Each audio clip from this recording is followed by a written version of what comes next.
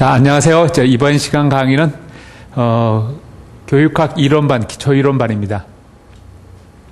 기초이론반은 이제 이 임용시험 교육학 논술을 위해서 천천히 체계를 잡는 시간입니다. 그래서 이 강의는 1학년, 2학년, 3학년, 4학년 하여튼 이 교육학 전체의 어떤 기본적 체계를 잡기 위해서 필요한 강의들입니다. 그래서 1학년, 2학년, 3학년, 4학년이 다 들을 수 있는 강의들입니다. 그 다음에 4학년들은 이 강의 후에 이제 이 기본 이론반, 심화 이론반, 좀 더 이제 논술 고득점을 위해서 실력을 성장시키기 위해서 기본 이론반, 심화 이론반을 듣게 됩니다. 자, 오늘은 기초 이론반인데요. 자, 기초 이론반에서는 이제 이 전체 16권 강의 중에서 이제 첫째 이제 평생교육 1권인데요. 최신의 어떤 기출문제의 경향을 한번 볼게요. 최근 이제 기출문제를 보면 이제 어떤 교육 현상에 대해서 그것을 교육학적으로 어떻게 설명할 것인가 그걸 묻게 됩니다. 그래서 우리가 이제 논술 시험에서 교사 될 사람들을 교수님이 평가하려는 내용들은 이 응시자가 교육 현상을 교육학적으로 설명할 수 있는가 그것입니다. 그래서 교육학적 관점에서 어떤 이 현상을 설명할 수 있는가. 그러면 교육학이 무엇인가? 결국 교육학은 교육을 다루는 학문입니다. 그럼 교육이 뭔가? 그러면 교육이 뭔가? 왜 교육을 하는가? 그 다음에 무엇을 교육해야 되는가? 어떻게 교육해야 되는가? 어떻게 교육할 것인가? 그래서 무엇을 왜 어떻게 이렇게 논리적으로 잘 설명할 수 있는가? 어떤 교사의 교육 철학, 교육관을 이 평가위원에게 실제 교수님한테 잘 설명할 수 있는 거기 당락이 결정됩니다. 결국 이제 5% 합격자면 합격은 나머지 95%는 탈락하게 됩니다. 그래서 다른 95%더 상위 5%의 두각을 나타낼 수 있는 답안을 쓸 줄 아는가? 그것이 이제 당락의 관건입니다. 그러기 위해서는 어떤 전체적인 체계를 아우를 수 있어야 됩니다. 그래서 이 내용이 전체 체계 속에서 어디쯤 속하는가? 예를 들어 우리가 주소로 따지면 노량진동이 어디쯤 있는가? 서울시의 강북에 있는가? 강남에 있는가? 뭐 동작구에 있는가? 서초구에 있는가? 전체 체계를 뭐 동쪽에 있는 서쪽에 있는 남쪽에 있는 북쪽에 있는가? 전체 대한민국 속에 그중에 서울에 있고 서울 중에서도 어디쯤 있는가 알아야 됩니다. 그러면 개개의 교육 현상들을 전체 체계 속에서 어느 정도 위치에 속하고 그것이 어떤 논리적 기계에 따라 이루어지는가 그것을 알아야 됩니다. 자, 보면 어떤 교육 현상, 최근 기출 문제 보면 이제 다음은 A중학교 학교 교육 계획서 작성을 위한 워크숍에서 교사들의 분임 토의 결과의 일부를 교감이 발표하는 내용이다. 이 내용을 바탕으로 A중학교가 내년에 중점을 두고자 하는 교육 목적을 자유교육의 관점에서 논하고 어떤 무엇을 왜 하는가에서 첫째 왜 교육하는 인간을 변화시키는가 그것을 자, 여러 가지 어떤 철학적 관점 중에 그 중에 자유교육의 관점에서 한번 써보라. 그 다음에 교육과정 무엇을 가르칠까? 교육관 설계하는데 여러 가지 방식이 있는데 그 중에 이 방식은 어느 방식에 속하는가? 그 다음에 자, 학습 동기 향상을 위한 학습 과제 제시 방향. 한마디로 어떻게 가르칠 것인가? 과제 제시. 어떻게 학생들에게 과제를 제시하고 가르칠 것인가? 배우게 할 것인가? 학습하게 할 것인가?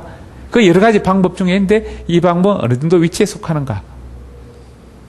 그 다음에 자, 학습 조직. 학습 혼자 하는 것이 아니니까 여러 사람이 공동체를 거쳐서 학습 활동, 교육 활동이 이루어지게 됩니다. 이런 조직 활동을 어떻게 구축할 것인가? 결국 그 원리를 각각 세 가지씩 설명하시오. 이런 학교 교육 현상을 보면서 교육학적 원리에 따라 각각 설명하라는 것입니다. 그래서 왜 인간을 변화시키는가? 무엇을 통해서 변화시키려고 하는가? 그다음에 어떻게 변화시키는가? 그러면 어떻게 하면 더 집단적으로 잘 학습 활동을 잘 할 수 있는가? 이렇게 4개의 관점을 물었습니다. 그래서 그 구체적인 내용은 이제 이번 워크숍은 우리 학교 교육에서 드러난 몇 가지 문제점을 확인하고 개선 방안을 제시하는 방식으로 진행되었습니다. 등등등등 이래서 문제가 논술 제시문이 나오게 됩니다. 그중에 이제 채점 기준표는 자유교육 관점에서 교육 목적 논술 4점, 교육과정 설계 방식의 특징 3가지 설명 4점, 다음에 학습 동기 향상을 위한 학습 과제 제시 방안 3가지 설명 4점. 다음에 학습 조직 구축 원리 4가지 설명 4점. 답안에 논리적인 구성과 논리적 표현에 대해서 4점. 이렇게 20점이 주어지게 됩니다. 보통 논술은 분량은 이렇게 1200자 정도 분량을 쓰게 됩니다. 그 중에 이렇게 주제가 4개 내지 5개. 보통 4개 내지 5개 정도 나오게 됩니다. 그러면 우리가 교육학의 전 영역에 거쳐서 4개 내지 5개의 주제를 뽑아서 그것을 전체적으로 논리적으로 연결해서 서술을 할 수 있는가, 그걸 물어봅니다. 그래서 한마디로 전체 교육학적 관점을 조망하고 있는가. 지역적 지식이 어떤 기억이 아니라 전체적 관점에 그걸 다 꿰할 수 있는가, 연결시킬 수 있는가. 이 구슬의 서마라도 꿰어야 보배라고, 각각 어떤 구슬, 개별적 지역적 지식을 전체 체계 속에서 이렇게 아우를 수 있도록 체계를 정립하는가. 그 정립된 그 지식을 갖고 교육 현상을 설명해낼 수 있는가, 그것을 평가하려고 합니다. 그래서 특히 교육학 논술은 어떤 전체적인 체계를 이해하고 있는 것이 가장 중요합니다. 거기다가 이제 점점 살을 붙여서 심화적인 내용을 들어가게 됩니다. 그런데 이제 이 1200자 정도 하면 보통 원고지 6장 정도입니다. 그 중에 각각 이렇게 4개의 주제가 나오면 각각 한 주제씩 한 장 200자 정도 또는 250자. 그래서 이 4개의 관점을 1000자 정도 적게 됩니다. 또 관점이 5개의 주제 논점이 있으면 5개 각각 이렇게 200자씩 해서 1000자를 쓰게 되고, 나머지 이제 서론과 결론 여기다가 한 200자를 쓰게 됩니다. 그래서 4개의 주제 같으면 250자씩, 5개의 주제 같으면 200자씩 쓰고, 서론, 결론은 이제 합쳐서 200자 정도, 서론 100자 정도, 결론 100자 정도 쓰시면 됩니다. 그러면 한 주제에 적어도 원고지 한 장 200자에서 250자 정도 쓸 분량씩 정리해야 됩니다. 그런 특정한 관점별로 이렇게 정리하는 훈련은 그 다음 들어가게 됩니다. 일단 전체적인 체계를 잡고 그 다음에 세부 항목들로 정리한 훈련. 그래서 전체 체계를 잡는 훈련은 기초이론반에서, 그 다음에 세부적인 살을 붙이고 심화하게 심화적으로 실력을 성장시키는 단계는 기본반, 기본이론반, 심화 이론반에서 배우게 됩니다. 그러면 이제 전체 체계를 이해하기 위해서 교육학 체계를 이해하는 과정을 배우게 됩니다.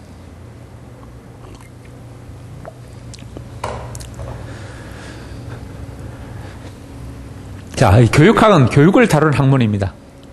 그렇다면 이제 교육은 무엇인가? 교육.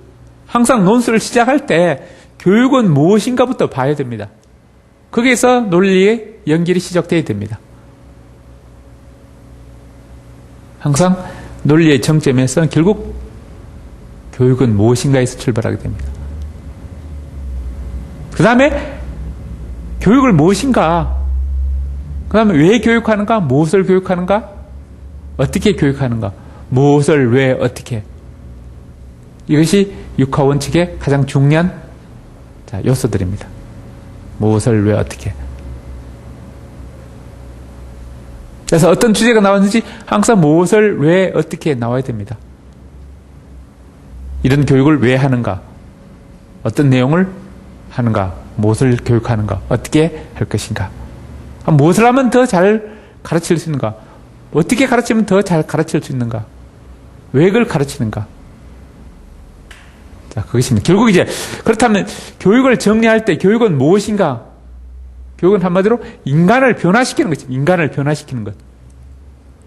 인간을 변화시키는 것. 인간을 변화시키는 것이 교육입니다. 그러면 결국 왜 변화시키는가? 그것이 나와야 되고, 그 다음에 무엇을 변화시키는가? 그것이 나와야 되고, 어떻게 변화시킬 것인가? 무엇을 변화시키면 더 잘 변화시킬 수 있고, 어떻게 변화시키면 더 잘 변화시킬 수 있는가? 그러면 왜 그것을 또 변화시키는가? 그런 내용들입니다. 그래서 논술에서도 왜 교육 목적. 왜 교육하는가? 왜 인간을 변화시키는가? 왜 교육하는가? 그 다음에 무엇을 교육하는가? 무엇을 교육하는가? 교육과정. 그 다음에 어떻게 교육하는가? 교육과정, 학습과제, 학습조직 이런 것들이 어떻게 관련되는 내용들입니다. 자, 이걸 우리 전체 우리 교육학의 16권 영역, 16가지 영역이 있는데 그 영역을 각각 이제 나눠보면 첫 번째 이제 왜 인간, 교육의 정의가 인간을 변화시키는 것이라면 왜 변화시키는가? 왜 변화시키는가? 그 왜에 가는 것들이 교육의 목표나 교육의 목적 해당됩니다. 기출문제에서는 교육의 목적 이렇게 물었습니다. 그래서 그게 교육의 목표가 됩니다. 또는 더 넓게는 교육의 목적, 더 넓게는 교육의 이념. 한마디로 교육은 어떻게 인간을 변화시켜 나갈 것인가 그 교육의 방향, 인간 변화의 방향을 정하게 됩니다. 예를 들어 차를 운전할 때도 어느 방향으로 가는가? 어떤 방향이 먼저 잡히고 세부적인 속도나 세부적인 스킬을 살을 붙이게 됩니다. 그래서 왜 변화시키니까 목표나 목적, 이념, 이 방향에 관한 것들이 자, 이건 교육 철학에서 배우게 됩니다. 교육 철학. 그 다음에 무엇을 변화시키는가? 한마디로 무엇을 변화시키면 인간을 더 바람직하게 변화시킬 수 있는가? 이 왜에 대한 목적에 더 부합할 수 있는가? 이런 내용들입니다. 그래서 무엇을 변화시킬까? 거기에 대한 내용들이 자, 11권의 교육과정 이렇게 들어가게 됩니다. 그럼 이 교육과정에 뭘 넣을 것인가? 그걸 고민하기 위해서는 옛날에는 뭘 가르쳤는가? 옛날에는 서양에서는 서양교육사, 한국에서는 한국교육사. 그럼 옛날에 가르치는 그에서 지금 뭘 가르칠 것인가? 무엇을? 그 다음에 또 행정, 교육 조직에서는 뭘 가르치려고 하는가? 학교에서는 뭘 가르치려고 하는가? 그 다음에 사회에서는, 기업에서는 또는 성인이 나가서 사회에 나갔을 때는 학교에서 뭘 배워서 오기를 요구하는가? 직장에서 요구하는 것이 뭔가? 이런 것들을 고려해야 되고, 이 사회에서 요구하는 것이 뭔가? 사회에서 학생들이 배우기를 요구하는 것이 무엇인가? 그것을 7권 사회학에서 보게 됩니다. 그래서, 자, 행정 조직에 필요한 것들이 교육, 행정, 교육, 경영, 5권, 6권. 그 다음에 7권 교육, 사회학. 이런 것을 고려해서 교육과정을 짜게 됩니다. 그 다음에 심리. 아이들이 각각 발달 단계, 아이들은 뭘 요구하는가? 사회에서는 뭘 요구하는가? 행정 조직에서 뭘 요구하는가? 그 다음에 아이들은 또 뭘 요구하는가? 아이들의 발달 단계별로 각각 무엇을 요구하는가? 뭘 배우기를 요구하는가? 뭘 가르치기를 요구하는가? 이것을 교육심리, 발달심리, 한 걸음 나가서 상담 이런 까지 다 이 무엇을 가르칠까 정할 때 필요한 내용들입니다. 그 다음에는 이제 어떻게 가르칠까, 어떻게 가르칠까, 가르치는 방법에 관한 것들입니다. 결국 이제 이 3, 4, 5, 6, 7, 8, 9, 10, 11일까지는 무엇을 가르칠까 관한 내용들입니다. 그 다음에 12, 13, 14, 15, 16 이쪽으로는 어떻게 가르칠까 그에 관한 내용들입니다. 어떻게. 그래서 우리 교육학 교재들이 이렇게 체계적으로 앞부분은 무엇을, 뒷부분은 어떻게 이렇게 되어 있습니다. 그 다음에 왜, 무엇을, 어떻게. 그 다음에 그러면 어떻게, 어떤 방법으로 가르칠까, 어떤 방법으로 가르치면 더 잘 가르칠 수 있는가, 방법의 어떤 방향들, 전략에 관한 것들이 한마디로 교수법, 교수 이론 이런 것들입니다. 교수 방법. 그래서 12권 13권 이런 것이 교수학습 이론, 교육방법론, 교수학습 이론 이런 것들입니다. 결국 12인 교수학습 이론, 13권 교육방법론. 그 다음에 여기서 그러면 가르치는 방법학에서 보조수단, 매체, 도구는 어떤 것을 사용할 것인가, 여기에 관한 것이 수단, 매체에 관한 것들이 교육공학 14권입니다. 그 다음에 15권 교육평가, 16권 통계 연구 이런 것들입니다. 어떻게 얼마나 잘 가르쳤는지 자, 살펴보는 것입니다. 요걸 좀 세분화시키면 어떻게 관한 것들이 좀 더 세분화시키면 얼마나 어떻게 가르치면 얼마나 잘 가르쳤는가. 그래서 교육평가에 관한 것들입니다. 좀 더 잘 가르치는 방법을 연구하기 위해서 교육연구.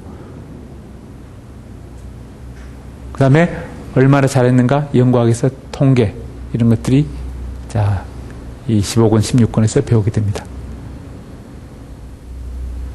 그래서 가르치는 방법에서 어떤 교사학습이론 교사가 어떤 관점을 할 것인가. 그래서 교사학습이론, 교수적 측면에서. 그래서 12권.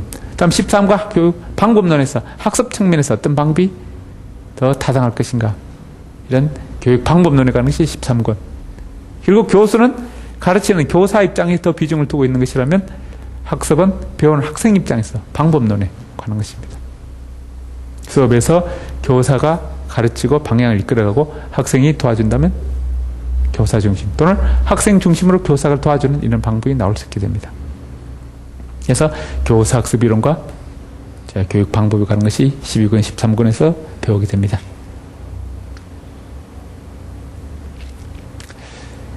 그런데 이걸 좀 더 육하 원칙의 중심을 이렇게 결국 무엇을 왜 어떻게 합니다. 여기 한 걸음 나가서 얼마나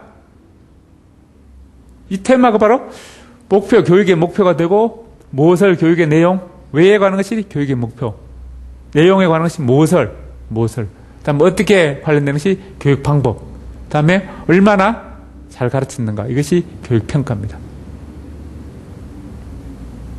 저기 육하원칙에 맞춰 설명 또 누가 가르치는가 누가 자 교육을 인간의 변화라면은 누가 변화시키는가 학생 자신이 자신을 변화시킬 수 있는 활동들이 학습이다. 학생 자신이 자신을 변화시키는 학습. 그 다음에 교사나 부모 이런 사람들이 교수가 학생들을 변화시키는 활동 타인이 변화시킬 수 있게 됩니다. 그리고 그 변화는 일반적으로 타인이 변화시키는 활동 교사가 변화시키는 활동을 주가 됩니다. 교사나 교수 이런 사람들. 그래서 누가 그 다음에 또 언제 변화시키는가 교육이 인간을 변화라면 언제 변화시키는가 언제 교육하는가 태어났을 때 죽을 때까지 평생 동안 하게 됩니다. 그래서 평생교육입니다. 그래서 이 평생교육을 1권에서 다루게 됩니다. 그러면 태어나기 전에 태아부터 해서 유아기, 학생시절, 성인, 노년, 죽을 때까지 계속 교육이 필요하게 됩니다. 그래서 평생교육입니다. 주로 이제 유아기에는 가정에서 주로 일어나고 학생 시절은 학교에서 성인 시절은 사회에서 결국 이게 누가 왜 무엇을 어떻게 얼마나 언제 어디서 가르칠까 결국 어디서 교육할까 가정에서 학교에서 사회에서 그중 가장 중심이 학교고 그 다음에 사회입니다. 그 다음에 가정 이런 교육 현상이 전체를 교육 체계입니다. 그래서 교육을 인간을 변화시키는 것이라면 왜 변화시키는가 그 다음에 무엇을 변화시킬 것인가 그 다음에 어떻게 변화시킬까 이 세 가지가 가장 중요합니다.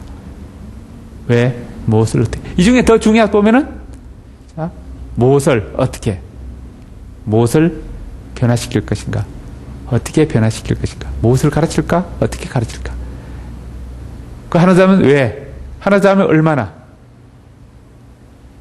그래서 이 네 가지가 중요한 요소들입니다. 그래서 목표, 내용, 방법, 평가 이 네 가지가 교육학의 네 가지 영역들입니다. 여기 더 살을 붙이면 누가 언제 어디서까지 점점 더 살을 붙일 수 있게 됩니다. 결국 시험에서 항상 왜 무엇을 어떻게 이 세 가지 영역은 적어도 답안에 항상 들어가야 됩니다. 어떤 교육 현상이 나오더라도.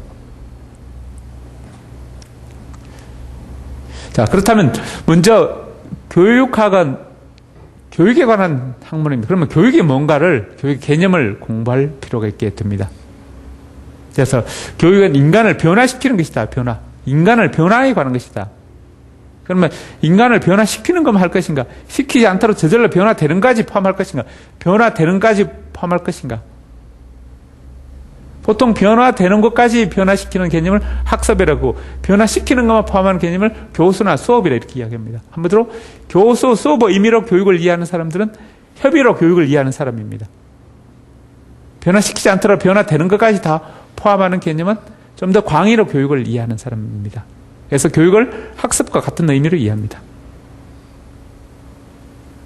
주로 변화시키는 것은 교사가 주로 이제 주체가 되고 변화되는 측면은 학생의 입장에서 본 것입니다.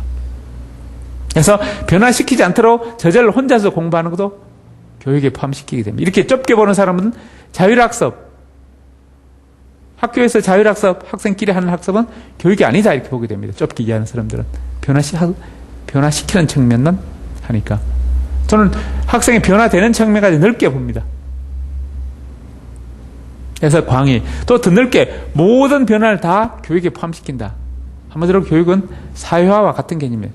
사회의 정에서 변화되는 모든 변화가 다 포함된다. 이렇게 넓게 이해하는 견해도 있습니다.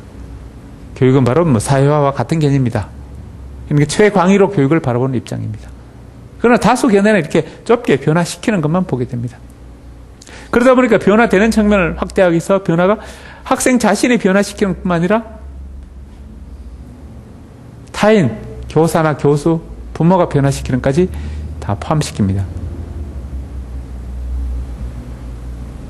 그래서 변화시키지 않더라도 저절로 되는 것까지 더 포함할 것이냐, 시키는 것만 포함할 것인가.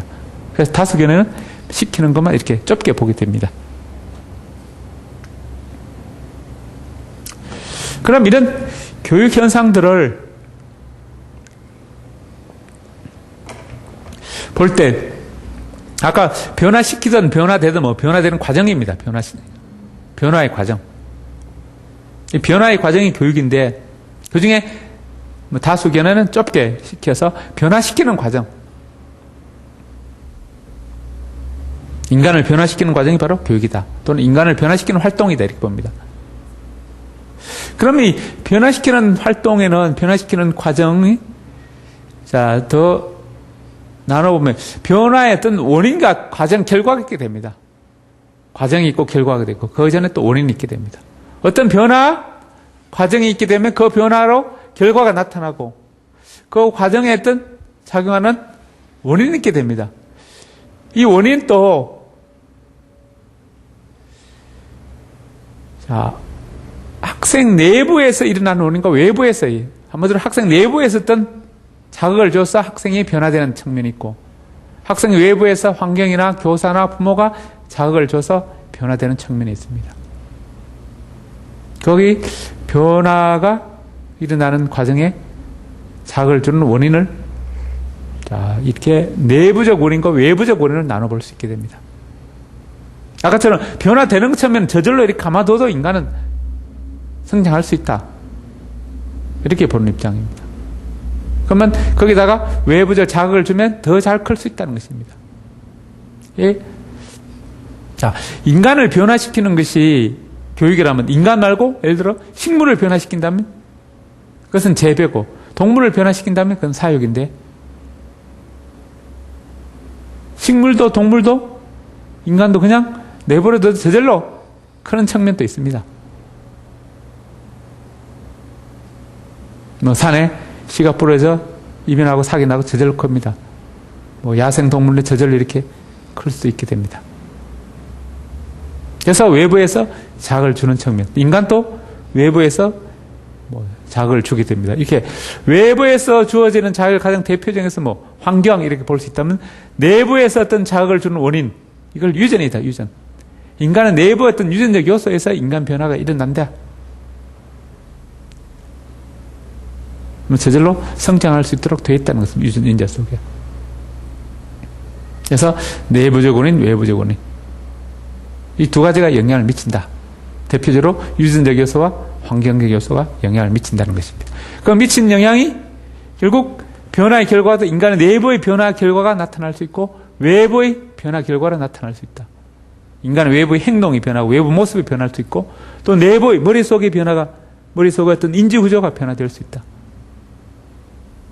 그래서 인지구조의 변화를 강조하는 사람들은 인지주의고 외부의 행동을 변화를 강조하는 행동주의입니다. 그래서 이 인간의 변화의 과정을 좁게 보는 사람, 교수 수업으로 이해하는 사람과 넓게 보는 사람, 학습을 이해하는 사람. 또는 그 원인을 내부적 원인이 영향을 더 많이 미친다 이렇게 보는 사람들이 유전론자. 또는 외부 환경, 외부 요소 영향을 더 많이 미친다는 사람이 환경론자입니다. 그 다음에 결과가 내부의 변화를 강조하는 사람, 머릿속의 변화의 결과를 강조하는 사람이 인지주의고 외부의 행동의 변화의 결과를 강조하는 사람이 행동주의입니다. 그래서 큰 흐름들이 항상 이렇게 위쪽, 아래쪽, 내부 결과, 외부 결과, 내부 원인, 외부 원인. 또 변화도 학생 자신의 내부의 변화 또는 외부에서 변화시키는 측면 이렇게 보는 사람들이 있습니다. 그래서 인간 변화, 학생의 변화는 학생 자신이 스스로 변화를 주는 요소, 스스로 유전적 요소나 이런 요소에서 스스로 변화가 일어날 수 있고 내부의 충동, 욕망에 따라 변화될 수 있고 자기 스스로 또 자기를 변화시킬 수 있고 또 외부 타인이 교사나 또는 환경 이런 것에 의해서 변화가 될 수도 있습니다.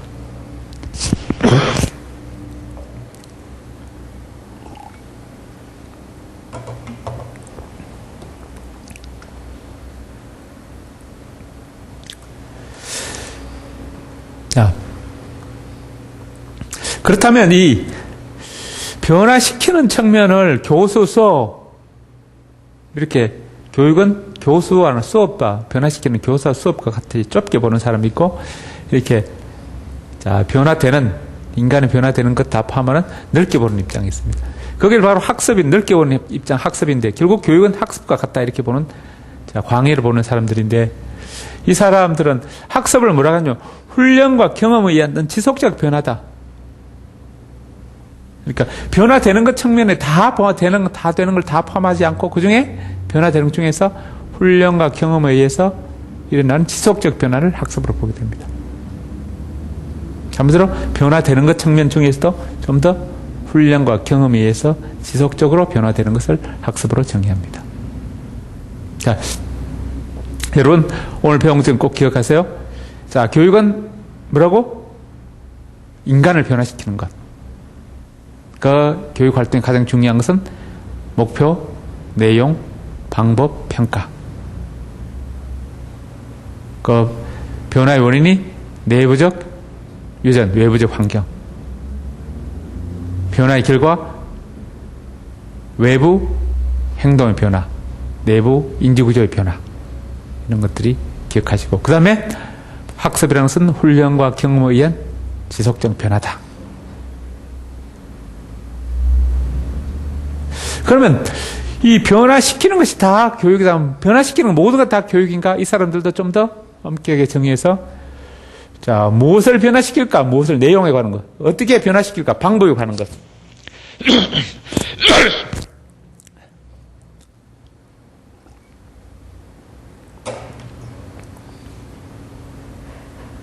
그래서 내용에 어떤 가치 있고 전인적인 내용을 의도적 계획적 방법으로 변화시키는 것을 교육이라 이렇게 이야기합니다. 그래서 모든 변화시키는 뿐만 그걸 다 하는 것이 아니라 그 중에 범위를 줄여서 가치 있고 전인적 내용을 의도적 계획적 방법으로 변화시키는 것을 교육을 합니다. 아까 왜 무엇을 어떻게 중에 무엇을 변화시킬까? 가치 있고 전인적 내용을 변화시키는 것. 그 다음에 방법상으로 의도적 계획적으로 변화시키는 것만 교육이다. 그래서 교육을 정의를 가치 있고 전인적 내용을 의도적 계획적 방법으로 변화시키는 것이 교육이다. 이렇게 이야기합니다. 자, 이건 꼭 기억하세요. 교육이란 뭐라고? 가치 있고 전인적 내용을 의도적 계획적 방법으로 변화시키는 것. 자, 어떤 내용을? 가치 있고 전인적 내용을. 어떤 방법으로? 의도적 계획적 방법으로 인간을 변화시키는 것이 교육이다. 그래서 논술을 항상 서두에 이렇게 교육이라는 것은 가치 있고 전인적 내용을 의도적 계획적으로 변화시키는 것이 교육이다. 이렇게 서술하고 시작하는 것이 가장 논리적으로 쉽게 접근할 수 있는 방법들입니다. 그렇지 않고 이렇게 자 논술 자 이 임용 논술에서 이렇게 뭐 각 지역별로 이렇게 채점해 보면 가장 뭐 많이 나오는 그 최근에 뭐 요즘은 뭐 최근에 이렇게 가장 많이 첫 단어를 최근에 시작하는 사람 가장 많습니다. 그 다음에 요즘은 이렇게 시작하는 사람. 정말 이 단어를 딱 보면서 첫 단어가 뭐 최근에 요즘 이렇게 시작하면은 출제인 교수, 채점인 교수는 벌써 점수를 애는 탈락이다 이렇게 생각하고 채점하게 됩니다. 첫 줄로 딱 읽으면 얘가 그만 압니다. 이 논리적으로 서술한 사람인지 아닌 사람인지. 그래서 첫 줄, 교육은 이렇게 딱 들으면 얘가 좀 뭔가 아는구나. 뭐가 서술 될 것 같은 느낌이, 얘가 뭐 논리적으로 뭔가 문제를 풀어나겠구나 하고 첫 단어부터 다르게 보입니다.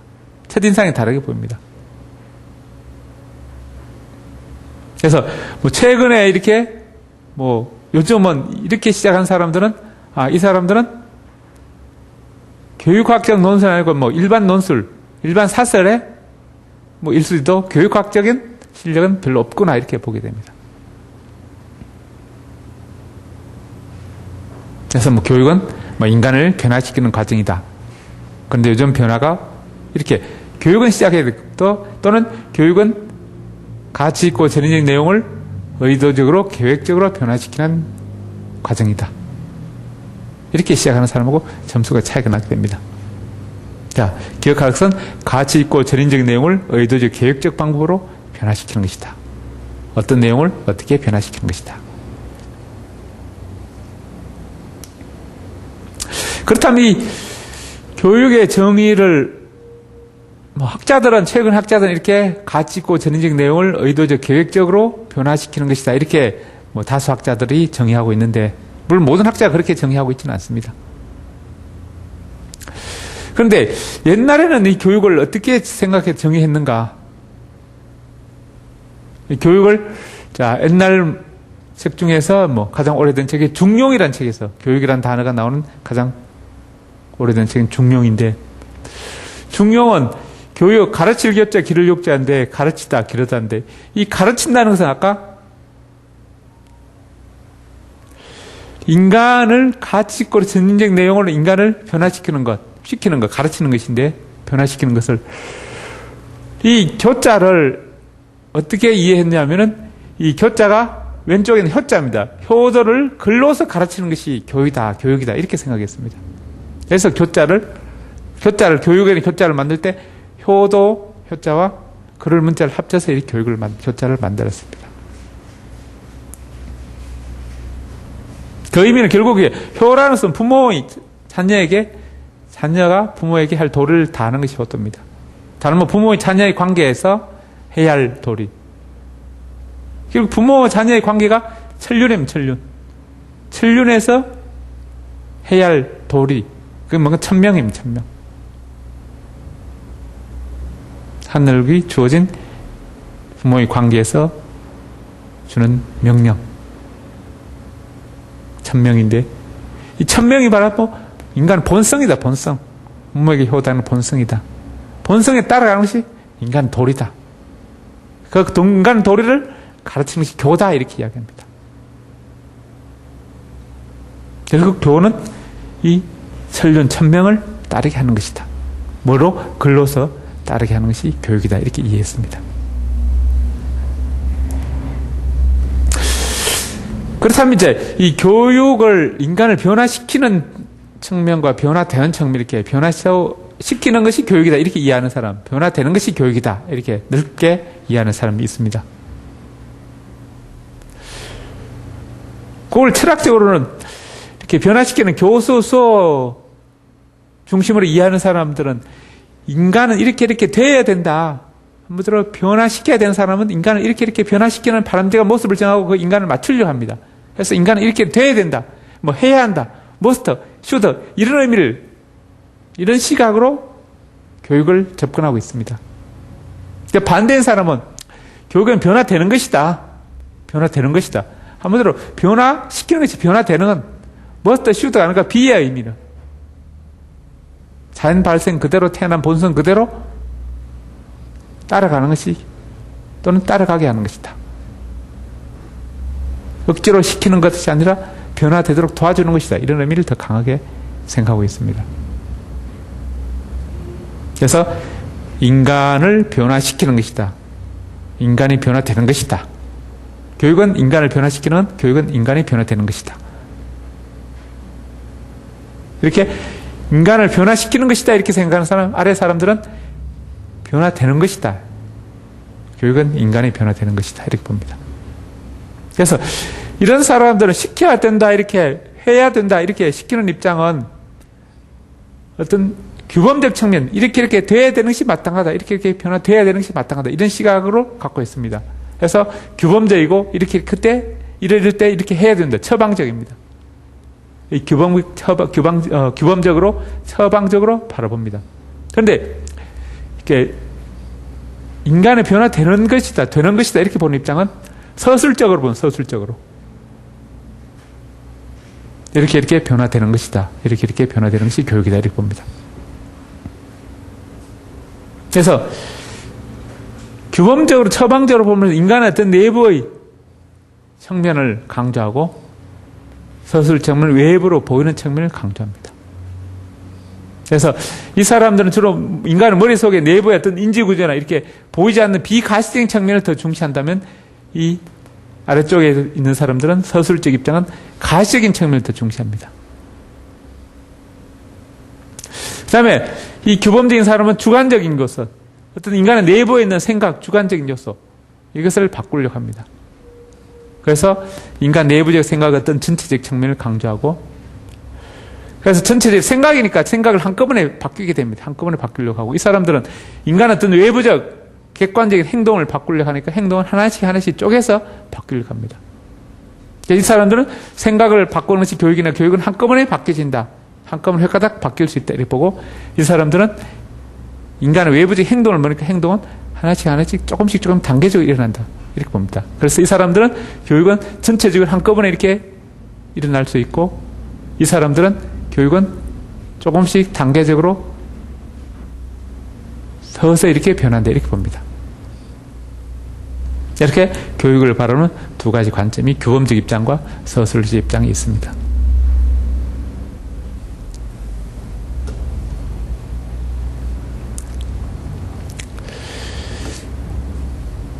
그 다음에 이제 교육을 정의해 다수 학자들 크게 또 부류를 나누면 이렇게 규범적으로 보는 입장, 서술적으로 보는 입장이 두 가지가 있는데, 이게 규범적으로 보는 사람들은 예를 들어 교육은 주입하는 것이다, 어떤 지식이나 논리 규범을 이렇게 아이들의 머릿속에 주입하는 것이다 이렇게 봅니다. 또는 이렇게 주형으로 인간을 어떤 틀에 맞추려고 하는, 주형이라는 것은 줌을 틀에 맞춰서 형태를 만들어내는 것입니다. 붕어빵 찍어내듯이 이렇게 만들어내는 것이다 이렇게 봅니다. 그래서 어떤 바람직한 인간형으로 만들어내는 것이 교육이다 이렇게 봅니다.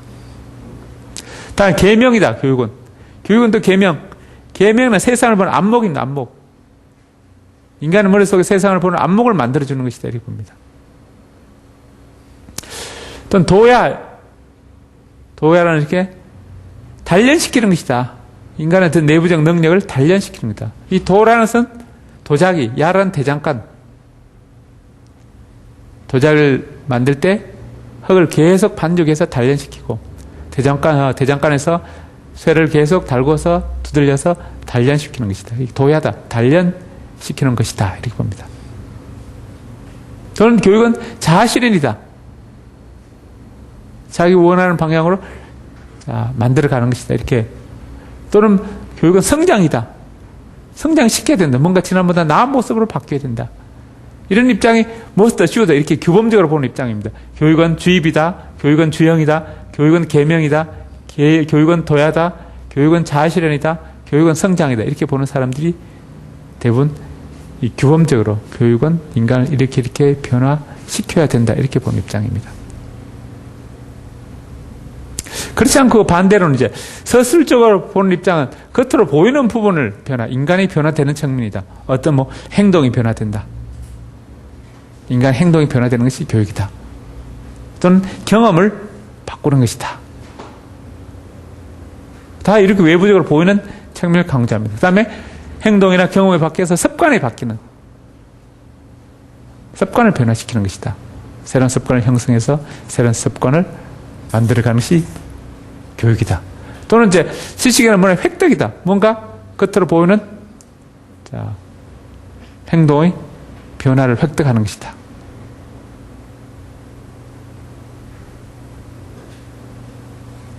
그래서 지식이나 문화를 이 변화의 결과를 얻어내는 것이다. 이렇게 봅니다. 그래서 교육은 행동 변화다. 교육은 경험 개조다. 교육은 습관 형성이다. 교육은 지식 획득이다. 교육은 문화 획득이다. 이렇게 하는 사람들, 서술적으로 이렇게 외부적 요소를 보는 사람들입니다. 있는 그대로 교육은 이렇게 되는 것이다. 이렇게 보는 입장입니다. 그래서 이런 관점을, 교육학 관점을 응 씨한테 물어보는 것은 당신은 교수라서 어떤 철학적 관점을 갖고 어떤 교육관을 갖고 있는 응 씨인가? 당신을 뽑았을 때 학교 교육이 어떤 식으로 바뀔 가능성이 있는가? 당신의 가치관은 어느 쪽인가? 그걸 물어보려고 이 논술 시험을 채택한 것입니다. 그런데 교육은 이렇게 인간을 지식, 내부의 지식 또는 내부에 있는 인지 구조를 변화시키는 것이다. 변화시키는 것이다. 이렇게 보는 입장에서는 우리가 지식을 강조하는 측면이 있게 되면 머릿속에 우리가 아까 정리할 때 다수 학자들은 가치 있고 전인적 내용을 의도적 계획적 방법으로 이렇게 변화시키는 것이 교육이다. 이렇게 다수 학자들이 정의하는데, 그래서 이 주입이나 주형이나 뭐 계명이나 도야다 이렇게 이야기하는 사람들은 머릿속에 어떤 지식의 변화, 한마디로 지식의 구조, 틀, 세상을 볼 안목, 어떤 인지구조, 지식의 형식 이런 것을 머릿속에 만들어주는 것이다 이렇게 봅니다.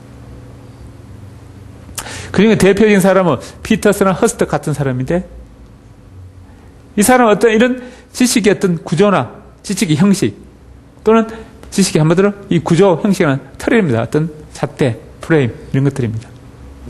다른 말로 이게 또는 지식의 구조, 학문의 구조를 하는데 어떤 개별 지식을 바라보는 공통의 잣대, 틀, 프레임, 시각 이런 것을 만들어주는 것이 교육이다 이렇게 봅니다. 근데 이런 피터스나 허스트 같은 사람은 어떤 지식의 구조나 지식의 원리, 공통의 구조, 공통의 형식, 공통의 틀 이런 것을 가르쳐 주려고 한마디로 학생 머릿속에 만들어 주려고 하는데, 그건 다수 학자들이 말하는 전인교육, 가치 있고 전인적인 내용이어야 교육이 된다 이렇게 보는데, 피터스 허스트 같은 사람은 전인적인 내용 아니라도 교육이다 이렇게 봅니다. 이 사람은 가치 있고 전인적인 내용을 가르쳐야 교육인데, 이 사람은 전인적인 것 아니라도 지식적 요소만 가르쳐도 교육이다 이렇게 봅니다.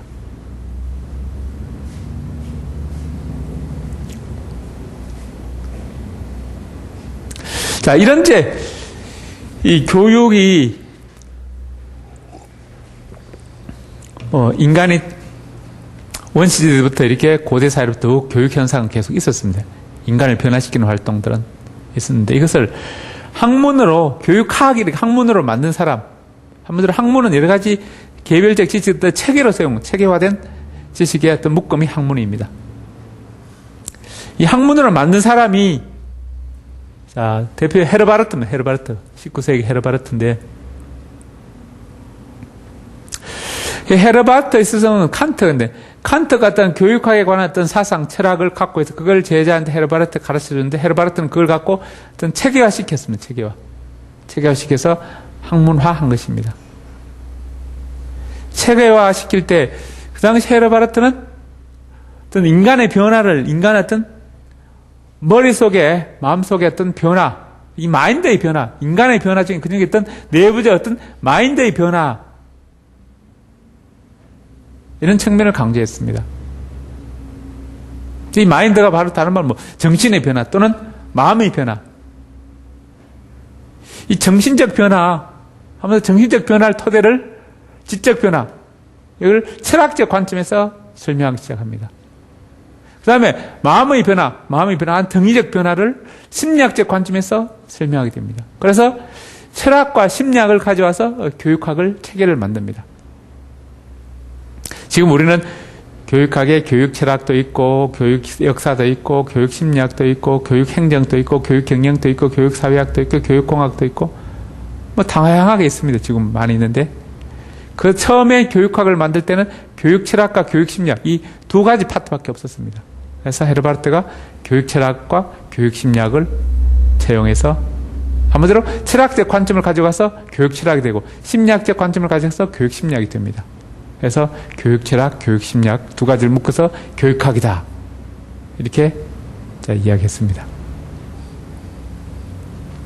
그런데 이 헤르바르트 당시에는 어떤 인간의 마인드의 변화는 한마디로 이렇게 인간의 어떤 생각의 변화입니다. 인간 내부의 변화. 어떤 생각이나 마인드, 마음 다 인간의 내부적 요소들입니다. 내부의 변화. 이런 것을 강조했습니다. 그래서 이 전부 다 내부의 생각, 철학도 심리학도 다 인간의 내부의 변화를 강조합니다.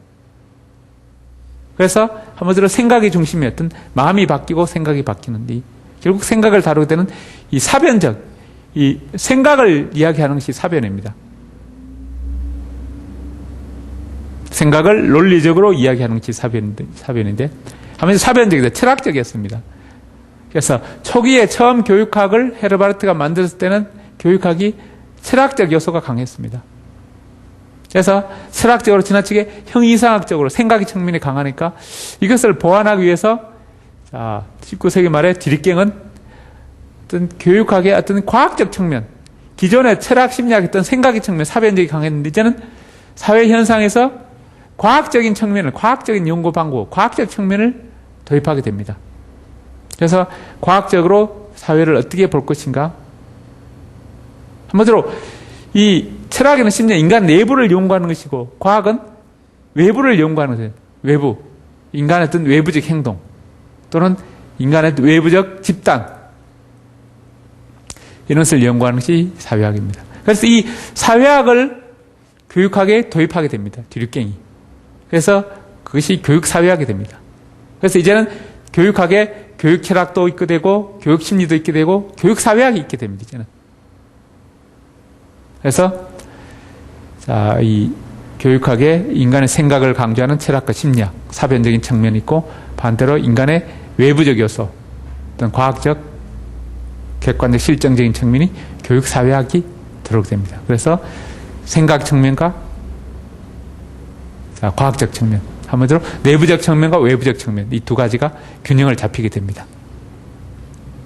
그래서 이 인간의 사변적, 내부를 강조한 사변적인 심리는 철학은 어떤 질적 측면을 강조합니다. 질적, 주관적으로 가치 판단 측면을 강조하는데 그래서 해석을 어떻게 해석할 거냐, 똑같은 객관적 현상을 어떻게 해석할 것이냐 그에 따라 달라진다 이렇게 봅니다. 해석적 측면이 강조됩니다. 그런데 이 서술적 입장에 보로는 이런 영향을 받은 교육사회학은 어떤 질적 측면, 양적 측면을 보는 양을 더 중시합니다. 양적 측면. 어떤 교육의 양입니다. 교육의 양. 우리가 음식 먹을 때도 양을 중시하는 사람과 맛을 중시하는. 그래서 맛은 결국 해석적 가치 판단입니다. 질적인 요소고 양적으로 해석하는 사람이 있습니다. 실정적인 사람. 교육의 질보다 교육의 양을 강조하는 사람. 이 사람들은 교육을 이해할 때도 질적 측면을 강조합니다. 그래서 이런 사람은 규범적이고 사변적인 사람은 주관적이고 해석적이라 이렇게 이야기합니다. 그런데 서술적이고 과학적인 이 사람들은 실정적이다. 실제 증거가 있어야 인정하는 것입니다. 또 교육도 볼 때도 양적 측면을 더 중시하게 됩니다. 그래서 이제 해석적 측면, 주관적 측면, 실정적, 객관적 측면, 과학적 측면 두 가지 이제 균형을 잡히게 됩니다. 이 교육학이.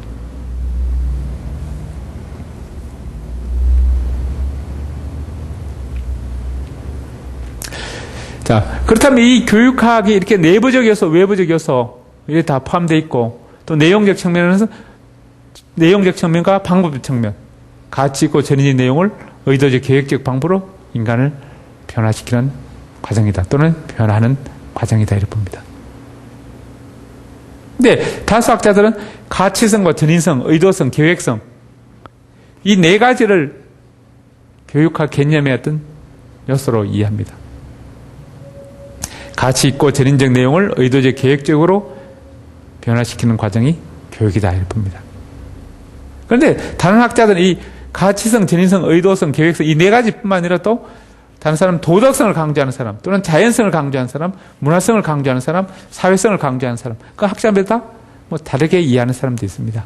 뭐 공자 같은 사람은 도덕성을 강조한다든지 루소 같은 사람은 자연성을 강조한다든지 이렇게 각각 학자마다 다르게 주장하는 사람도 있습니다. 또 이렇게 전인성, 가치성 예를 들어 피터스 같은 사람은 교육은 이 네 가지 요소와 다르게 생각해서 세 가지 요소를 첫 번째 규범적 요소, 그 다음에 인지적 요소, 과정적 요소 이 세 가지 요소가 있어야 된다. 그래서 규범적 요소에서는 가치가 있어야 되고 그 다음에 과정적 요소는 자발적이어야 된다. 그래서 의도적으로 계획적으로 이렇게 의도적 계획적으로 시키는 것보다 의도적으로 계획적으로 자발적으로 하는 것을 강조하게 되고 그 다음에 뭐 규범적 가치 있는 건 동일한데 전인적 요소, 지덕체 골고루 변화시키는 것만이 진정한 바람직한 교육이다 이렇게 다수 학자들이 이야기하는데 피터스 같은 사람은 인지적 요소, 인지적 변화, 피터스나 허스터 같은 사람들도 인지적 변화, 한마디로 지식 변화만 포함하는 것도 교육으로 봐야 된다 이렇게 봅니다. 그래서 다수 학자들은 가치 있고 전인적 내용을 의도적 계획적으로 변화시키는 것을 하는데 피터스나 허스터 같은 사람은 이 전인적 요소가 아니라도 교육에 포함시킵니다.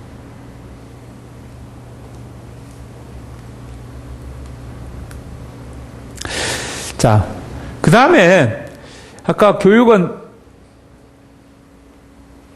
전인적이고 가치 있는 내용을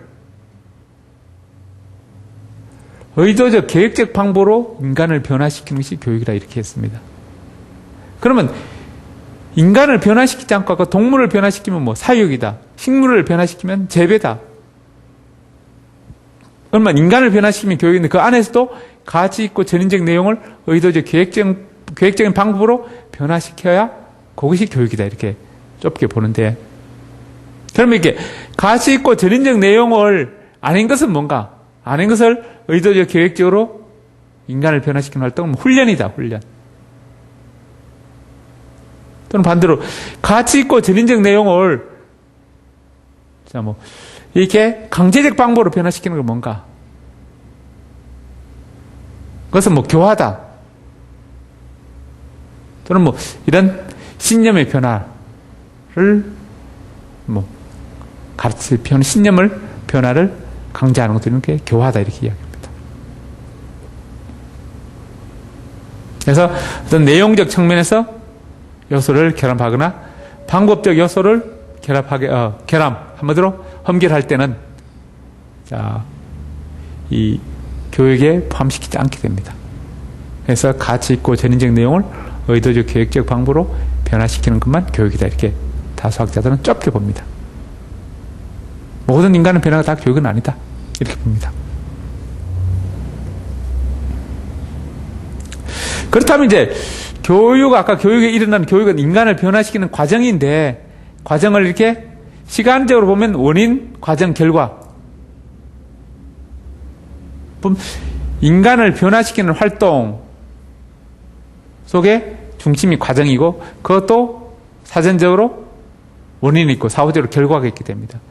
이런 시간적으로 이렇게 원인, 과정, 결과를 이렇게 나눠볼 수 있겠지만 주체 측면에서 이렇게 3요소로 나눠볼 수 있게 됩니다. 주체 측면에서 교사 변화시키는 이렇게 인간을 변화시키는 교사가 있고 변화되는 학생이 있습니다.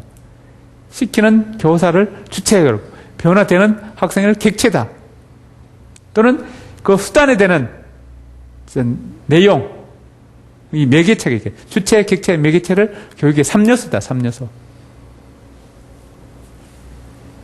그래서 주체는 교사, 객체는 학생, 그 다음에 그 내용, 매개체 있게 됩니다. 그래서 내용, 매개체가 바로 교과서입니다. 교과서가 교육과정입니다. 누가? 교사가. 한마디로 훌륭한 교사가 훌륭한 학생을 만나서 훌륭한 교육과정을 훌륭한 교과서를 배울 때 가장 이상적인 교육활동이 됩니다.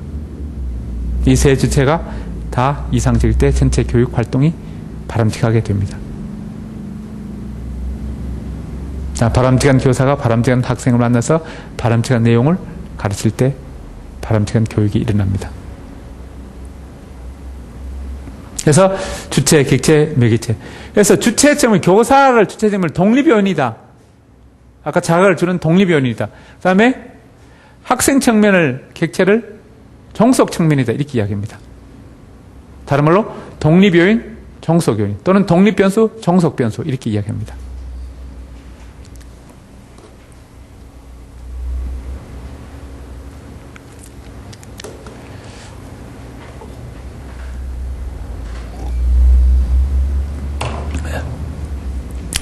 그 다음에 이제 그러면 교육은 인간을 변화시키는 것이다. 변화시키는 것. 그러면 변화가 잘 되는가 안 되는가? 변화가 되는가 안 되는가? 가능성과 한계성의 문제입니다. 그래서 변화에 대해서 변화가 잘 된다 이렇게 하는 사람이 잘 안 된다는 사람이 있습니다. 잘 된다는 사람, 안 된다는 사람. 그러니까 외부적 환경이나 외부적 자극에서 인간을 잘 변화시킬 수 있다. 이런 사람을 교육 가능성. 한마디로 환경적 요소, 교육적 요소가 외부 자극적 요소를 중시하는 사람들이고, 내부적 요소, 내부 요소가 단단하게 있기 때문에 외부 자극이 제대로 먹히지 않는다. 교육에 대해서 소극적입니다. 이렇게 교육 부정설, 인간 변화가 잘 안 된다. 이렇게 부정적으로 보는 입장이 있습니다. 그래서 가능설, 부정설이 있습니다. 이 부정설은 결국 다른 말로 유전설, 소질설 이렇게 이야기합니다. 유전이라는 요소가 더 강해서 외부 환경이나 교육적 요소가 잘 먹히지 않는다. 또는 소질설.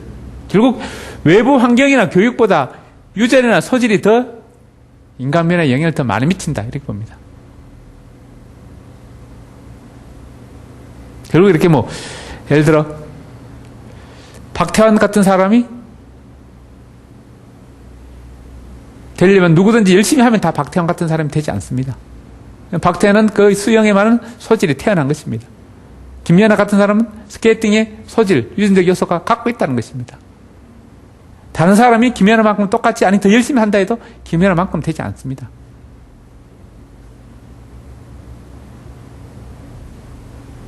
마찬가지로 이렇게 유현진 같은 야구의 소질, 유전 인적이 있다는 것입니다. 다른 사람도 유현진보다 더 열심히 한 사람 있더라도 유현진만큼 못한다는 것입니다. 결국 후천적 자극이나 환경, 교육이 유전적 요소보다 더 영향을 덜 미친다. 유전적 요소가 더 영향을 많이 미친다. 이렇게 보는 사람이 유전설, 소질설입니다. 아무리 열심히 노력하더라도, 교육하더라도, 자극을 주더라도 그 유전, 소질 요소를 넘어설 수는 없다. 이렇게 보는 견해가 부정설, 유전설, 소질설입니다. 아니다. 외부 환경이나 외부 교육 자극을 통해서 그 유전, 소질을 넘어설 수 있다. 이렇게 보는 사람. 결국 노력이 천재를 이길 수 있다 이렇게 보는 입장입니다.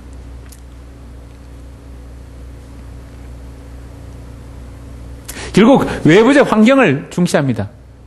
그래서 외부적 환경이 인간 발달 단계마다 제때 자극을 주어지면 인간은 제대로 발달하고 성숙할 수 있다는 것입니다. 그런데 그 단계에 제대로 자극을 주지 못했을 때 그것을 문화실조다 이렇게 이야기합니다. 문화적 혜택을 못 받았을 때 영양실조처럼 문화실조다.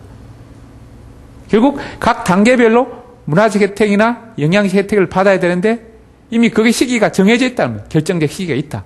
그 시기에 제대로 충족되지 못하면 영양실조나 문화실조 현상이 생긴다. 그래서 인간 발달에 장애를 가져온다는 것입니다.